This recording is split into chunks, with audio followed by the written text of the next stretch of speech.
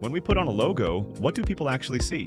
In this video, we explore everyday social psychology, how the presence of a luxury brand can quietly reshape first impressions in the workplace. Our hypothesis: the presence of a luxury item will create a more positive impression of a person's competence, but a decrease in their warmth and likability. To test this, we created a professional profile for a fictional woman named Christina.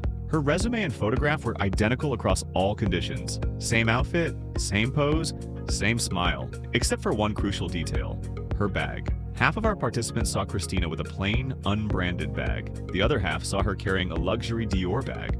After viewing her profile, participants rated Christina across workplace scenarios using a Likert scale, assessing her competence, warmth, and likability. They also answered simple yes or no questions to test how closely they paid attention to her resume and outfit. Finally, participants completed another scale measuring their own familiarity with and attitudes toward luxury brands, to see whether someone who admires luxury perceives it differently from someone who questions it. In total, 60 participants took part, recruited both online and on the streets of Hong Kong. Each was randomly assigned to one of the two conditions.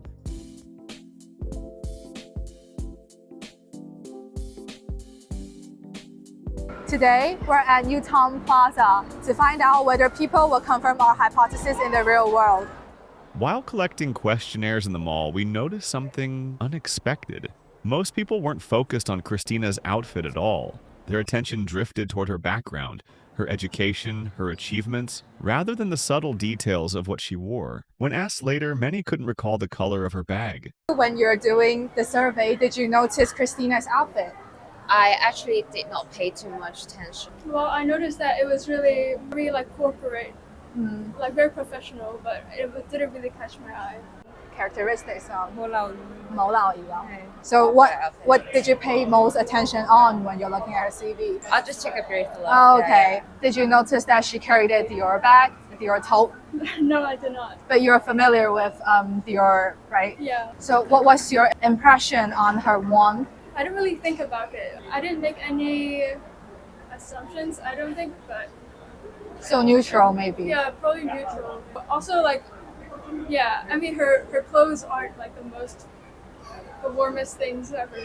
Because we are wondering if people who carry luxury items, will you think that she's less approachable? Oh, honestly, maybe because she's like, just judging from her clothing, like she's probably like rich or something, right? Yeah. Probably less approachable. It's just that maybe you didn't notice that she was Yeah. carrying a Dior bag. Yeah. Okay.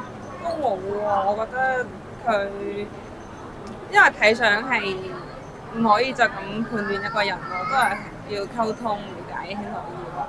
What guides you to rate her competency and warmth and likability? I think it's just like overall vibe of her, like how she laid out her CV. You know, she dressed quite professional. The whole resume kind of looked professional as well. Well, McKinsey is a pretty good, like it's a pretty, was it McKinsey or like Yeah. Boston Consulting? Yeah. So those are like pretty big companies, and it seemed like she had a lot of achievements. Yeah. So that was pretty much the most. But things changed when the experiment went online. Most online respondents noticed the Dior bag right away. It stood out. The brand, the logo, the symbol of luxury, almost impossible to miss. Now that we've gathered all the responses, let's see if carrying a luxury bag really affects people's impression of Christina. Participants rated Christina as more competent when she carried it.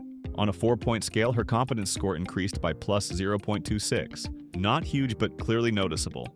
And this aligns with the stereotype content model, which suggests that we perceive social groups along two key dimensions: warmth and competence, which shape our emotions and behaviors toward them. And status cues play a role in that judgment. Luxury brands, for example, often boost perceived competence but may lower perceived warmth. So, at first, our results seem to support the theory. But here's where things get interesting. We expected the second part of the stereotype too, that higher status would make Christina seem less warm, less approachable. Yet the change was only plus 0.08, which basically means no effect. So people did see more competence, but they didn't see her as colder. In other words, carrying luxury didn't harm likability at all. If you're going to a job interview or a meeting, a luxury item might give a subtle confidence boost to how others see your capability. We also found something interesting. If someone believed the bag signaled financial success, They tended to see Christina as both more competent and more likable. But if they saw owning the bag as wasteful, they rated her as less warm, though her competence score stayed about the same.